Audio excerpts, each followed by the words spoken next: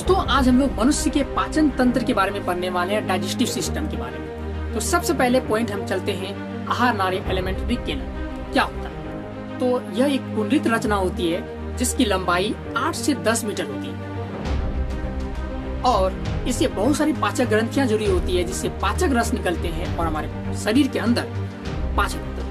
ठीक है, तो इसी तरह से सबसे पहले जानते हैं, उसके बाद मुख गुहा। पाचन की जो शुरुआत होती है हमारे मुख गुहा से ही शुरू हो जाती है और हम आगे और जानेंगे कि किस तरीके से हमारे मनुष्य के अंदर पाचन होता है, कैसे हमारे शरीर के अंदर पाचन की प्रक्रिया पूरी होती है। तो चलते तो मुख गुहा आहार नाल का सबसे पहला भाग है। इसमें जीभ और दांत होते हैं। इसके फर्श पर एक दो मांसल होठ होते हैं जो मुख को बंद करने का काम करते हैं। उसके बाद ये जो मांसल जीभ है इस पर बहुत सारी स्वाद कलियां होती हैं जो विभिन्न प्रकार के स्वाद को पहचानने में मदद करती है, जैसे कड़वा, खट्टा, मीठा, ये सभी आदि जो है पसंद करती है, पहचानने में मदद करती है। पहचानने में क्या करती है? मदद करती है। उसके बाद आता है दांत। तो मुख गुहा के निचले और ऊपरी जबड़े में दांत होते हैं और दांत मसूड़े से जुड़ा होता है। वह भाग जो मसूड़े से जुड़ा होता है उसको हम लोग जड़ कहते हैं और दांत को ऊपर का भाग सिर या शिखर कहलाता है। दांत का बीच का भाग गिरवा या गर्दन कहलाता है। उसके बाद दांत के अंदर मज्जा गुहा भरा होता है और उसके ऊपर दंतास्थि या डेंटाइन की परत होती है। यह हड्डी से मजबूत और पीले कलर की होती है। उसके बाद दंतास्थि के ऊपर या डेंटाइन के ऊपर एक और परत होती है जिसे हम इनामेल कहते हैं। यह दांत का ऊपरी भाग होता है जो सफेद कलर का होता है। यह दांतों को मजबूती प्रदान करता है। वयस्क मनुष्य के मुंह के अंदर मुख गुहा में 32 दांत होते हैं। दांत 4 प्रकार के होते हैं। पहला कर्दक या इंसाइजर, भेदक या कैनाइन, अग्रचवर्णक या प्रीमोलर, चवर्णक या मोलर। अब बात करते हैं दंत अस्थिच है।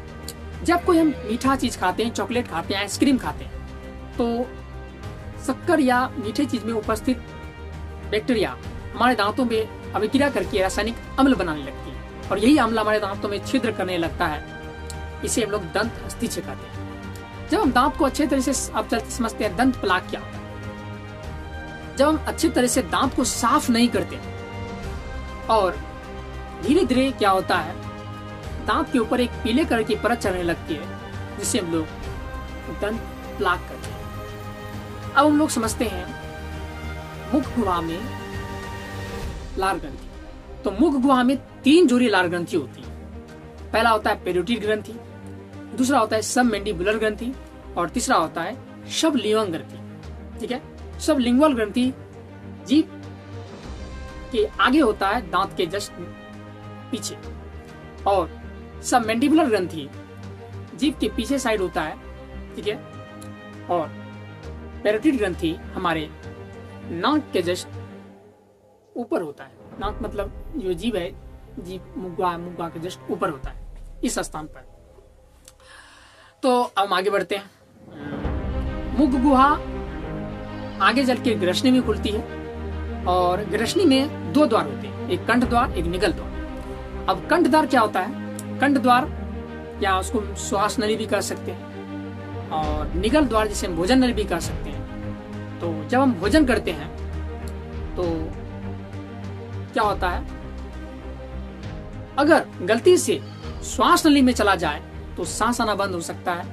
और कभी कभी क्या होता है कि तो इसी समस्या को रोकने के लिए कंठ द्वार के ऊपर या श्वास नली के ऊपर एक परत होती है जिसे हम लोग एपिग्लोटिस कहते हैं। जब हम भोजन करते हैं तो इस तरह से वो बंद हो जाती है और भोजन सरकते हुए भोजन नली में चला जाता है। कभी कभी अचानक खाना खाने की वजह से तेज खाना खाने की वजह से यह ढक्कन बंद नहीं हो पाता, हमारा भोजन श्वास नली में ही चला जाता है। मेरे साथ भी एक इंटरेस्टिंग कहानी हुई थी।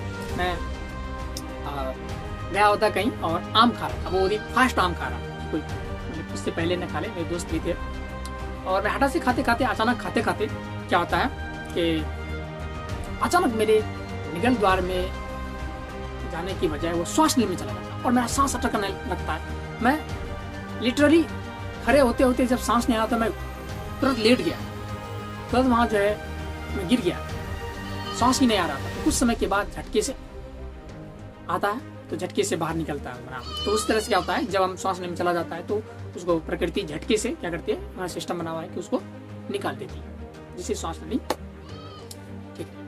ठीक है।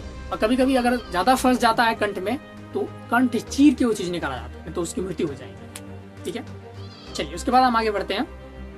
तो उसके बाद ग्रसनी, उसके बाद ग्रासनली में जाता है। भोजन क्या होता है, ग्रसनी के बाद ग्रासनली में जाता है। और ग्रासनली में क्रमाकुंचन विधि के द्वारा, यानी कि सिकुड़न और शीतलन की विधि के द्वारा जो है भोजन आदेश रखता है। सिकुड़न और शीतलन क्या होता है, जैसे इस तरह पाइप की तरह हमारा जो है ग्रासनली होता है, और यहाँ सिकुड़न होता है, फिर जाके शीतलन होता है, यानी फैलाव होता है। फिर इसी तरह से मान लीजिए कोई पाइप है, इसको पीछे से दबाएं तो धीरे धीरे वो सरकने लगता है। तो इसी प्रकार से सिकुड़न शीतलन के भोजन आगे बढ़ता है। और भोजन जाता है अमाशय में। सिकुड़न और शीतलन की विधि के द्वारा, क्रमाकुंचन विधि के द्वारा भोजन जाता है अमाशय में।